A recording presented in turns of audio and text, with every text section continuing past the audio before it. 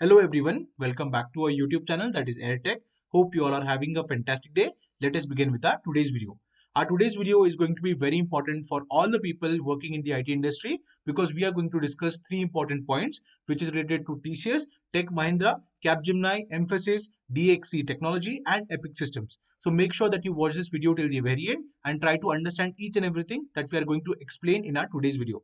So let us move forward. Let us first discuss about Tech Mahindra and what is happening inside Tech Mahindra. Okay, recently the MD of the Tech Mahindra company, they resigned, like they retired, right? After that, Mohit Joshi was appointed as the MD and CEO. Okay, but right now there is a major twist that has happened in Tech Mahindra. Okay, the reason is that Manish Vyas, okay, who is a person who has left the company. Okay, employees, including former employees at Tech Mahindra, started two hashtags, that is Moments with MV and MV Inspires. So MV, you might be asking who exactly is MV. Okay, so this is MV, that is Manish Vyas, and he has been in the CME technology. Okay, that is a CME is the largest vertical at Tech Mahindra and contributes to 40% of the company's top line. That is the revenue and the profit that they are generating. Tech Mahindra is generating, which is the fourth largest company in India, or maybe fifth.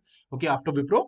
So here you can see 40% of that company's top line is coming from the CME, which Manish Vyas was leading. Okay, so that is the reason he was next in line for the position of MD and CEO. Okay, so here you can see that sudden resignation of Manish Vyas, who was once expected to become Tech Mahindra CEO, has struck an emotional chord with long timers and employees of the company. Okay, so he has quit the fifth largest IT firm on November 17, 2023 after spending nearly 23 years. Okay, guys, the people who are joining this company, right, Tech Mahindra, they have the age 23 years, and this guy has spent more than 23 years, like almost 2 decades in the same company, 2.5 decades, right? So here you can see many long timers, including the outgoing CEO of Tech Mahindra. Okay, that is the CP Gurani. So he is a legendary person, right, guys? If you want to read about it, you can go on Google and search about CP Gurani. He has a lot of weightage in the IT industry as well. Okay, he's a very good person and he has led Tech Mahindra to success. Okay, so he was the earlier CEO and MD. Right now it is Mohit Joshi. Mohit Joshi is recently joined Tech Mahindra, and earlier he was working as a VP at Infosys. Okay, so here is Mohit Joshi. Now this is the Mohit Joshi who was earlier working at Infosys and right now working at Tech Mahindra. So here there is one more important thing. Many other senior employees have also poured out the love and wished him the best. Okay, one such senior employee highlighted Vyas' role in taking Tech Mahindra's from sub of $100 million company to a $7 billion company. So this is a very big thing that he has done in 23 years. Okay, CME is the largest vertical at Tech Mahindra and contributes to 40%. So many of you all know that Airtel, like companies like Airtel or Jio, or a lot of British companies or US companies like Amdocs and everything, right? So what they do is, or the technology companies which are in communication sector, okay, that are majorly relying on Tech Mahindra. Even the Switzerland major SIM card companies, okay, they are also having projects with Tech Mahindra, and that is the reason Tech Mahindra is on the top when it comes to 5G, when it comes to 4G, okay, and that is the reason they have a lot of contracts and projects from Australia as well for the SIM card and communication project. Okay, so that is the reason why. But there is a sudden twist, okay, because like right now Tech Mahindra is in a good position, right? But why did Manish Vyas left, okay, the company? The reason is very simple. There was a clash that was happening between Mohit Joshi and Manish Vyas. Okay, what happened after Mohit Joshi joined the company? There were different verticals that were created. Okay, there were different business units that were created for the CME region, and that is the reason there was a fight, or maybe like undisputed like thing that was happening inside internally. So that is a reason, that can be a possible reason that why Manish was left. And under the Mohit Joshi's this time, okay, this time as a CEO, the top line also has reduced, the CME is also decreasing, and that is the reason a lot of people are concerned as well, and that can be also a possible reason why Manish was left the company. Okay, now coming back to the second point, recently we made a video that TCS will be taking $125 million hit. They have been asked by the court in the US. Okay, they have been sued by Epic Systems and they have won the case. Okay, so that is the reason TCS now have to pay $125 billion fine. We already made a video on this topic, right? So here is the entire article. You can pause the video and you can go through it. Okay, here you will find that again one more thing has happened in the US. Okay, so TCS has been asked to pay 210 billions by the US jury for allegedly misappropriating DXC source code to develop its own software, that is TCS Banks. Now this is very important because recently we made a video on this topic that TCS has won a contract with ASX, okay, Australian Stock Exchange, for this same implementing of this same banks. Okay, now this is very interesting to see because now TCS might be moving to the upper court, that is a high court in the US. So here you can see TCS disagrees with the jury's verdict and the matter will not now be decided by the court.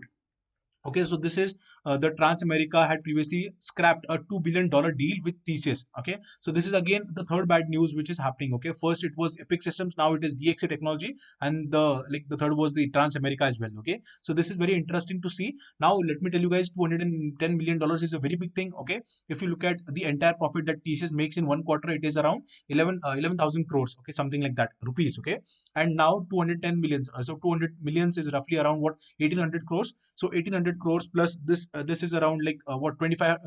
If you add this $125 million, right, it would be around like 2,500 crores. They will have to take a hit. Okay, which will be like around 30% of their revenue. Okay, so that is the thing why a lot of people have also bought TCS shares, right? And that is the reason it might also get a hit, or it might not as well, because TCS has a lot of good order book. It is more than $7.8 billion. Okay, if I'm not wrong. So that is the thing. Yeah, TCS is on a good verge definitely, but this will definitely take a hit. Okay, their share price might also affect due to this reason. Okay, now let us come back to Capgemini and Mphasis onboarding. A lot of people have been asking us questions related to Capgemini and Mphasis onboarding. So here we are with the onboarding dates that a lot of people have received. Okay, so many of our viewers and subscribers have received these kind of dates. Let us first have a look at Capgemini. Okay, it was 9th November and 20th November, and the next date was the 2nd Jan. Okay, in December they might not have any onboarding as such. Both of the companies might not have it. The reason is very simple, because a lot of people in the US are on leaves, they are on vacation, and they do not have any new projects upcoming. Okay, that is the reason they don't want to onboard people and keep them on bench. Okay, so this is the thing. Yes, definitely they have onboarded some people in November so that they can provide the training to them for 1 month or something like that. Freshers, I'm talking about freshers only, 2022 and 2023 batch freshers. Okay, so that is the reason they will be training them for like a couple of months, and then they will be onboarding them into new projects. Okay, same thing goes on for Mphasis as well. So Mphasis people have received an onboarding of 30th November and 14th of December, which is for Pune location. For Capgemini it was Bangalore Pune location. Okay, and there were like, we still don't have any updates for 4.25 and 5.5 lakh LPA package. Okay, maybe in the next quarter we'll be getting the results. Okay, but for Mphasis, definitely 30th November and the 14th December is the joining date. Okay, the joining will be offline for Mphasis candidates. You can go and check your portal and you'll be getting all the updates. Okay, a lot of people have different like doubts regarding different topics, right? So do let us know in the comment section. We will happily make a video on that particular topic. And guys, please subscribe to our YouTube channel, guys. That is very important, so that you do not miss any updates about the latest IT trends and the things that are happening in the IT industry. So please, please, please do subscribe to our YouTube channel. Thank you.